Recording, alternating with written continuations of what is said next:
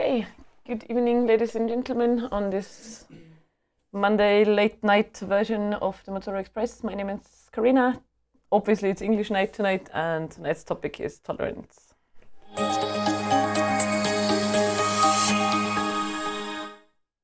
Okay, it's not only tolerance, the topic is not only tolerance, it's trial exam night.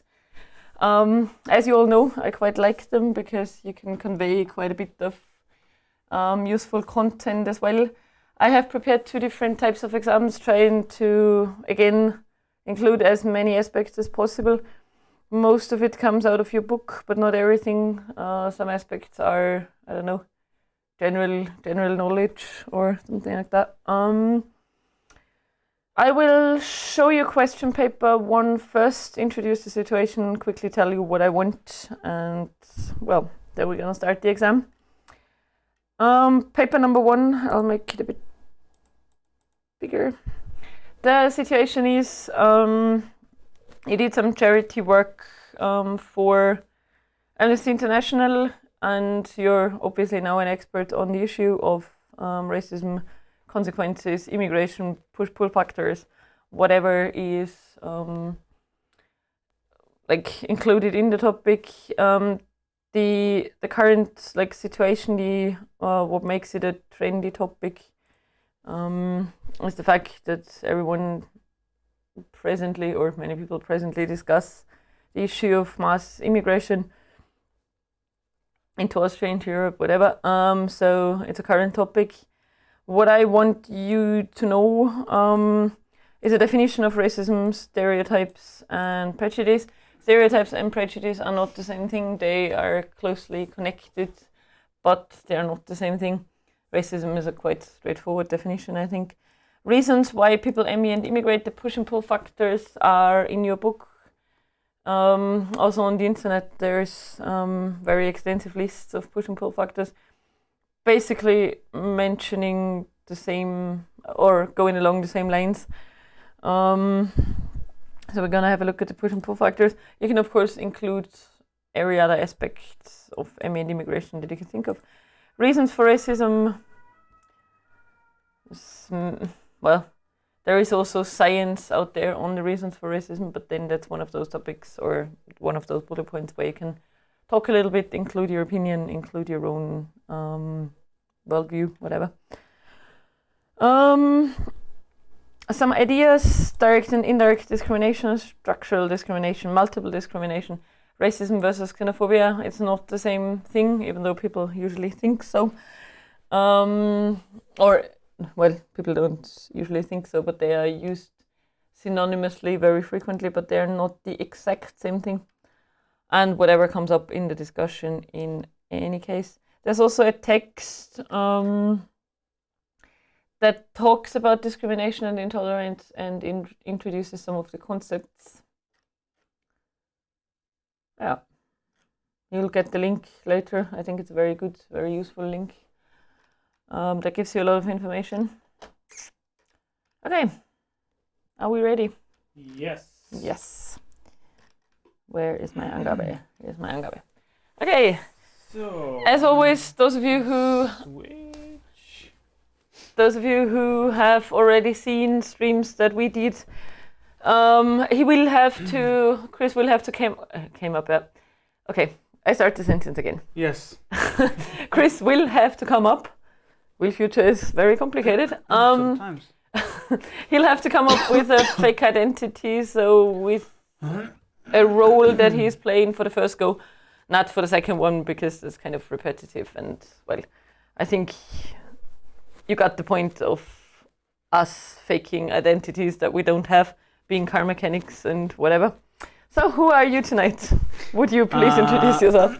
I'm Donald, and I'm a cook. Nice. I did an apprenticeship as a cook, and I kind of was annoyed of all those, of all the stress and all the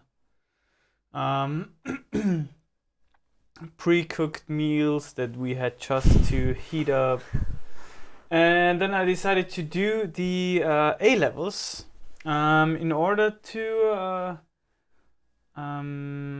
become a biologist. Nice. So I want to study, and therefore I need the A levels, unfortunately. Is English your first exam, or have you?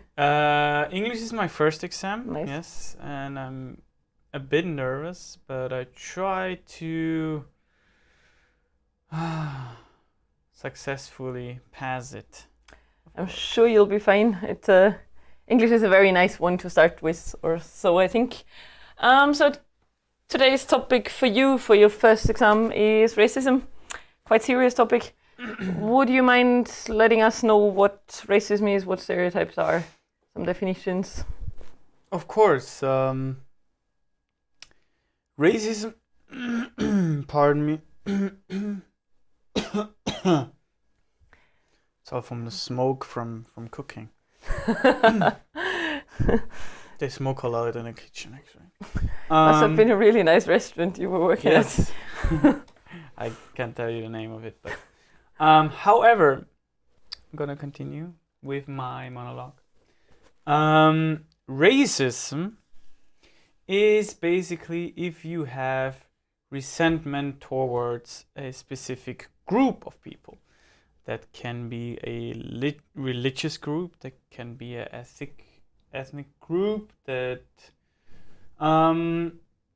basically a good example, for example, racism, if you have resentment towards black people, for example, or towards Jews, and so on and so on. Concerning the definition or the difference between stereotypes and and prejudice is that stereotypes basically label a group of people, a religious group or whatever, with certain traits, negative traits basically, so they tend to over exaggerate, for example, which is quite a soft stereotype, I'd say, or whereas prejudice is actually if you have resentment towards a group. So prejudices are, for example,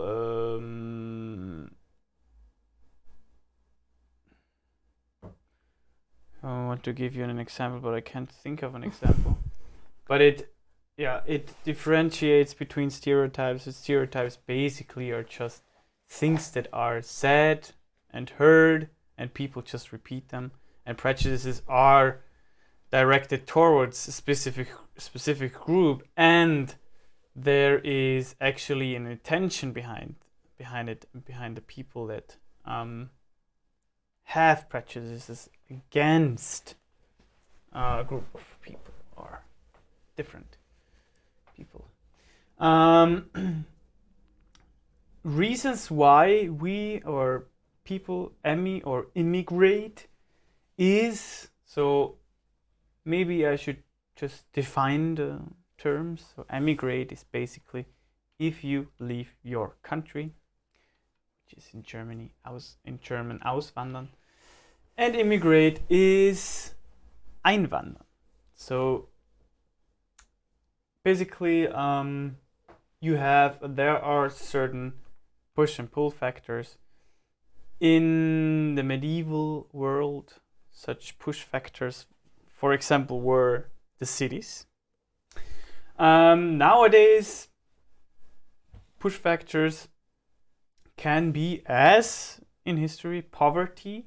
So there is maybe a region where you can't really make a living of anything, and therefore there's a lot of poverty. And when you, for example, move to another part of the country or to another country, there might be a better situation, and therefore the pull factors would be poverty, and push factors vice versa, I'm sorry. The push factors would be poverty, in this case, and the pull factors would be a safe income, for example. Possible reasons for racism, they differ actually. I think it always depends on who is the group, or who is the group that I forgot it actually. What I wanted to say, but of course, possible reasons can be if there are a lot of immigrants. You have certain political groups have resentment towards the immigrants, for example. That's a reason, because they, I don't know, do whatever they do, and some people think they're bad because they do whatever. Don't want to elaborate on this point. Yeah, and of course, if you look back in history, it's always the same. It repeats itself. You always have to have a scapegoat, and then it further develops. Of course, if you have a lot of people that support this idea, let's call it, then it grows bigger, and basically those are the roots of racism. Very nice. Thank you very much. You said, or you defined the concept of ME and immigration, and the push and pull factors. What makes Austria so popular? So popular, like compared to other countries, it's not that popular actually. But what do we have to offer, or what does Austria have to offer? Yeah, basically, Austria hasn't been so that strict with foreign people. Now it's, of course, well, we have to wait, since today we don't have a government anymore. But well, yeah, it has become strict, more strict actually, the last 2 years. No. But of course, we have social security, and there are a lot of organizations that help immigrants to survive, basically. And thankfully, there are a lot of people that support immigrants, since we are all people and human, and why shouldn't we support others? It's true. So the social, even though there might be people who say that Austria is not a social country as such, but the system is kind of attractive for people because you have some social kind of network that saves you, kind of. Well, yeah, that's definitely true, especially if we compare it to other places. Would there be a country that you would like to emigrate to, or that you could see yourself emigrating to? Yes, Sweden, I guess. Yeah. Sweden? Yeah, but I think that's a problem with the language. But they're really good in English. Yeah, so. They are fantastic in English. You won't have. I'm pretty sure that you won't. There's a lot of music, so. Yeah, that's true. Yeah. That's a good point. That's language is not a problem in Sweden. As long as you can speak English, that's all good. In the concepts, like there's a lot of concepts out there in terms of like trying to categorize discrimination. Forgot the word, sorry. Any idea what the difference between direct and indirect discrimination could be? Yeah. I'm sorry. Well, basically, direct discrimination is if it's really obvious. So, obvious discrimination, such as I am male, therefore I can't go to a certain restaurant, for example. Indirect discrimination is, I guess it has to do with No. I forgot it actually. I can't remember. I'm sorry. That's fine. Well, your example would, like your example in direct discrimination was fine. That's what it is. I think indirect discrimination goes very much along the lines of nobody is telling you that you can't go in the restaurant because you're male, but you're told around a couple of Okay. corners kind of things. So, well, yeah. Or in, I don't know, I think housing is a problem in Austria. Some people are very obviously told that foreigners are not wanted as people who rent your apartment. I'm just missing Tenants. that one. Just missing the word. Yeah. Great. Can, like, time's almost up. One last question. Can Austria, or would you consider Austria as social a country as people who come to us think it is? No. It's an opinion question more than anything. No, not really. Especially even if we think about students in Innsbruck here. People kind of don't like that there are all the students and they get all the cheap flats. Well, cheap in Innsbruck is a whole lot of a different story. Okay, so this would be discrimination on a different level, but you see it starting there already. Yeah, interesting and point. Of course, if there are immigrants, it's like for some they just. So stupid. Austria could do better. Yes, of course. We will see. Way better. We will see what the next government does. Thank you very much. September 2019. Yes, again. One thing that Austrians are really good at is going to votes of whatever sort. We are very experienced in that. Really good at voting. Yes, we can very gracefully open the envelope and throw it back in the thing. Good. A quick look at what we did. The definitions, racism, stereotypes, prejudice were very nice. Very good definitions. The definition of racism is quite obvious, and also there is no real explanation out there. There's no standing definition of what racism really is. It entails so many things that he also mentioned. Don't just narrow it down to skin color, because I think that's the most obvious thing. I think we most immediately connect racism with skin color, but it's also racism, of course, if we say that other religions are not worth the same as whatever religion you guys have.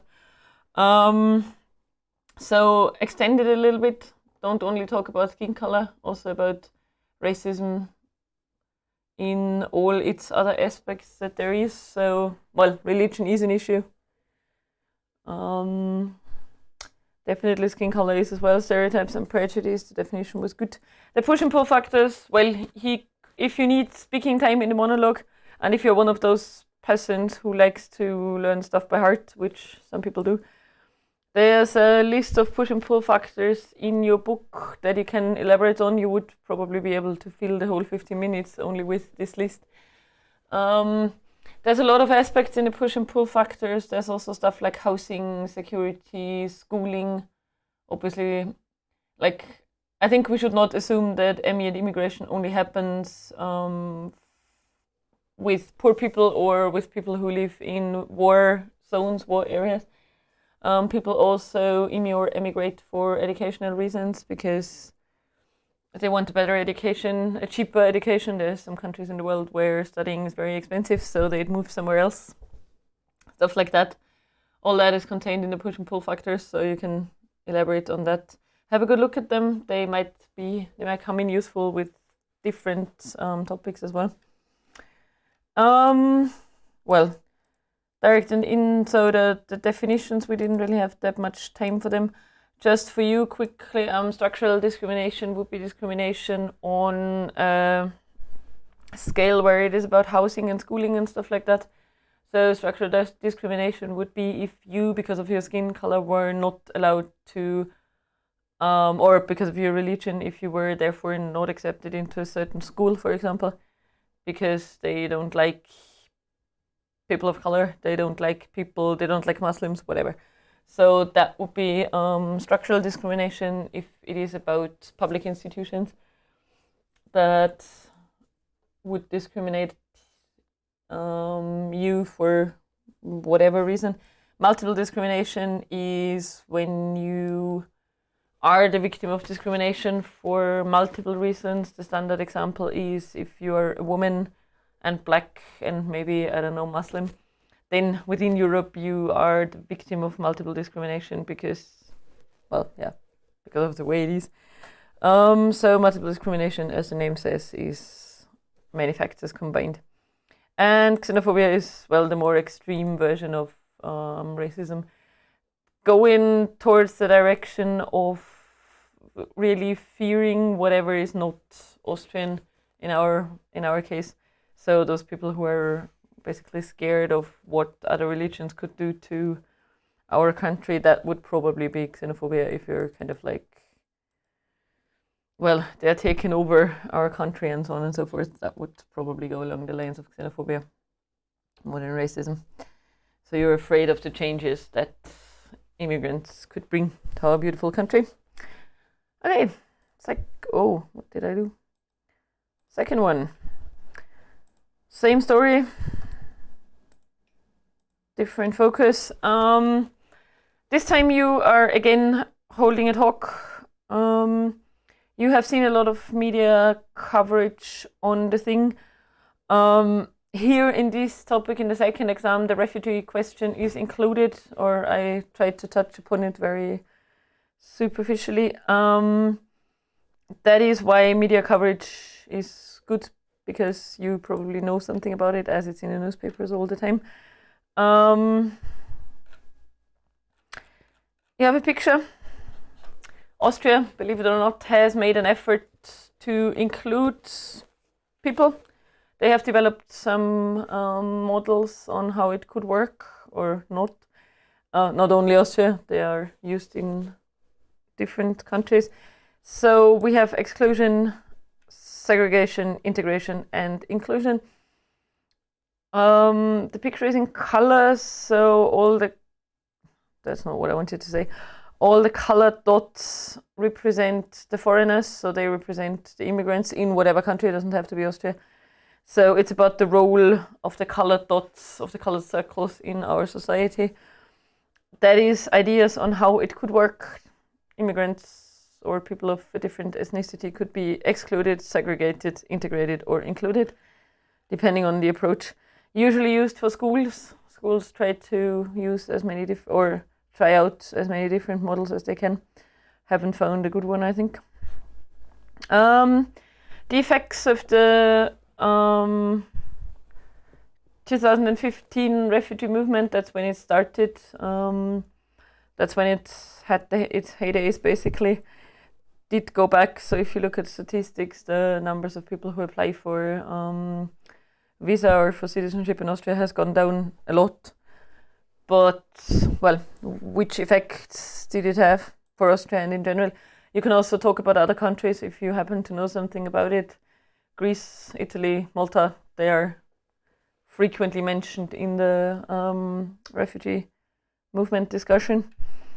Reasons why people become less and less tolerant. There is also a text how you could become more tolerant. In this part, you could also maybe have a look at the question whether or not tolerance should be a subject in school. That's something the Austrian government discussed for a while. They didn't want to call the subject tolerance as such, but the aspect they wanted the aspect to be included into subjects like religious education or philosophy. Stuff like that. The question is, can we teach it? Can we not? Can adults still learn to be tolerant if they have not been tolerant for all their lives? Well, anyway, are you ready? Yes. So, he is still a chef in a restaurant where people smoke, which must be an awful restaurant, but can't choose sometimes. That's true, especially in this type of profession. So English exam part 2. We're gonna jump right into the matter this time with a picture. Yes. There are some concepts out there on how Austria and several other places, every other place actually, try to include try to kind of regulate the mass immigration that we had. Could you maybe tell us something about the concepts, please? Of course. So there are basically several key concepts, or especially in this case, 4 key concepts. And I'm gonna have a more detailed look, or I'm gonna explain it in more detail now. So let's start with exclusion versus segregation. So exclusion, as the graphic here shows, is basically if you exclude everyone that is not from the same national, that hasn't the same nationality as, for example, in Austria, Austrians and other people that are not Austrians are excluded from this circle. Then there is segregation. So basically segregation is when there are 2 parallel groups in the same country. So you have, for example, Austrians and Italians. Then there is the difference between integration and inclusion. So the opposite of segregation is integration, which you have this group, but it's still a group, but it is in the national group. So, and the best thing we can achieve is inclusion, where basically everyone has the same rights and is treated the same as an Austrian, for example. And integration is always kind of advertised by politicians, but that's not actually the way to go. The way what we want to achieve is inclusion. The most important key concept, I think.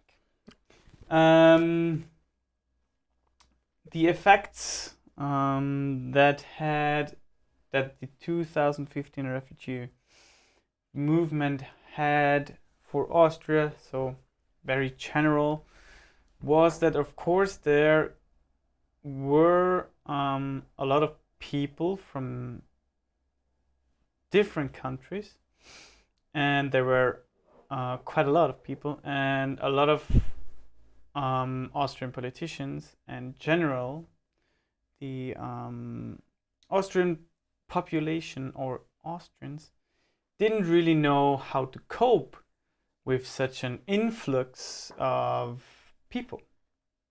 And that of course brought about the rise of right-wing politicians, unfortunately.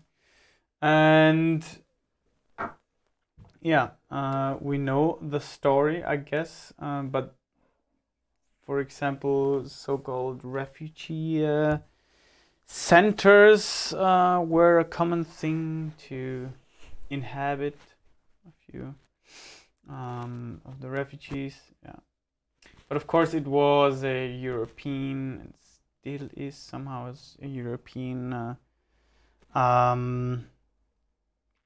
issue. But the problem was that every country didn't think of it as a problem in the union, but more or less a national problem. So, and reasons why people are becoming less and less tolerant, I think that is a somehow an innate trait in some people that if there are other people coming to a country or to their country, meaning the country in which they grew up, they think that other people steal their jobs, make the system worse, or basically just exploit the system, the social system in Austria, or other kind of pathetic, actually, pathetic aspects or reasons why they are less tolerant. And yeah, especially, of course, the politicians do make a big portion out of such attitudes. Especially they propagate, not propagate, they try to manipulate people, of course. Yeah, but basically I think, yeah, those were the 3 points, and yeah. That's true. The manipulation point, well, yeah, that's what politics does in general, I guess, and it has become worse ever since the great mass immigration into Austria.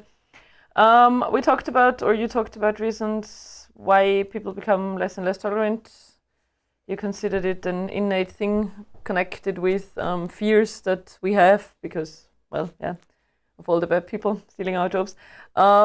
Can we, or do you think that, I don't know, 30-year-old Austrian can still be taught to be tolerant if he or she has not been tolerant so far?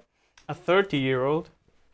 Yeah, yes, I think so, but of course it depends on their will to change themselves, basically. And of course it has to do a lot of it has to do with their friends, with their surroundings, so social surroundings, milieu. And it's difficult, but it's, of course, it's possible. But yeah, in Tyrol you need hard work. It's possible. That's true. You definitely do. Do you think it's easier to convince young people? For example, I don't know. Oh, let's tackle the thing from a different angle.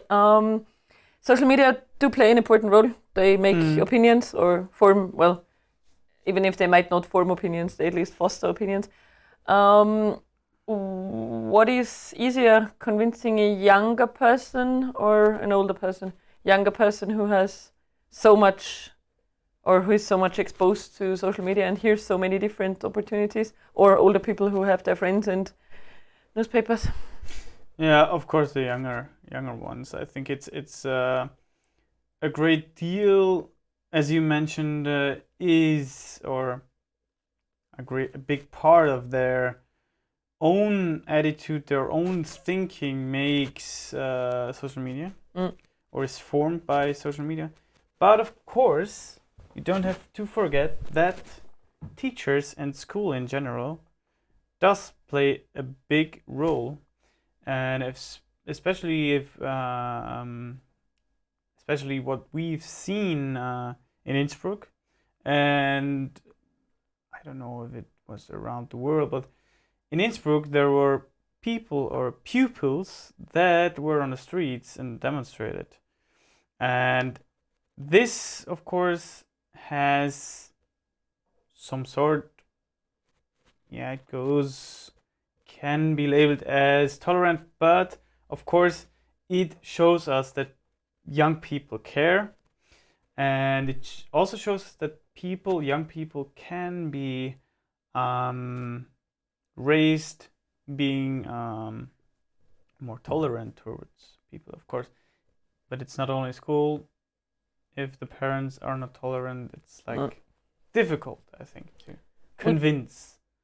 Would you make it an own subject in school? Like, I don't know, something like how to be tolerant and how to be a nice person kind of thing? Or would you just include it and don't make so much of a big deal about it and leave the parents to the thing and social media and newspapers? And well, if we think about, I think I wouldn't make a separate subject out of it.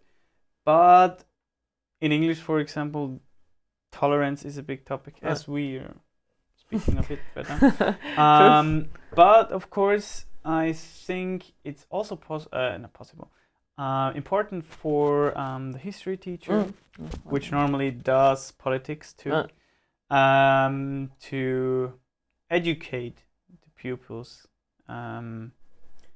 in this matter, and also show them different stances from different political parties, where they can choose what is right or wrong. So you're not allowed to manipulate the students or That's people, true. but you can lead them to a more tolerant attitude. So give them the tools. Yeah. That was a very nice final word. Thank you very much. You're welcome. Good. Why does my thing not move? Okay, let's have a look. We're also gonna have a quick look at the picture. Was very well explained. The difference between exclusion and segregation is obvious, I think, if you have a look at the little dots outside of the circle. Exclusion is all the foreigners are excluded, but they also do not form a group among themselves. So it's all isolated people out there, whereas in segregation they do form a group. So it's what Austrian politics like to call a Parallelgesellschaft kind of thing. So there's two groups coexisting, but not sharing anything, not sharing any cultural values, not sharing any friendships, not sharing anything really. But they again do form a group as well, which is in many cases seen as the worst case.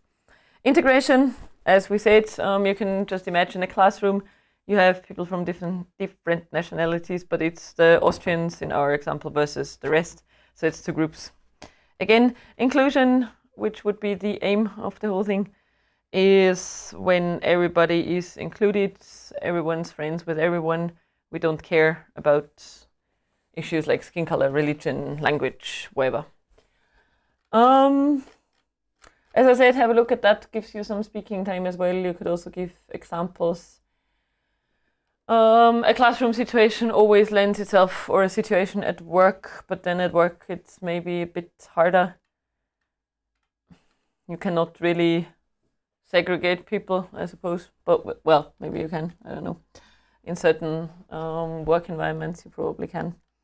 Just avoid them for as much as you can. The 215 refugee movement, we talked about that as well. The infamous Aufnahmezentren and stuff like that was in the media that, well, the conditions there weren't that great. As I said in the beginning, you or we could have elaborated on that as well, that certain countries don't think that the rest of Europe did their share and that they have the lion's share of the whole thing. Especially Italy, Malta, there's always these discussions on the news when there is a new boat coming, mainly from Africa, that doesn't know where to or where the people can go off board. And Malta and Italy always have those discussions, who has to take them kind of thing. So you could give that as an example, I guess. Well, reasons on why people become less and less tolerant. You can use your own ideas. There's also some scientific ideas out there, but there's also some secondary literature kind of thing on the internet. So if you don't really know why, have a look. Yeah, and I think that was it. Do we have any questions? No. Oh, that was not my plan. Okay. So if there's no questions, that was it for tonight. Should any questions arise in the course of your preparation, whatever, let us know.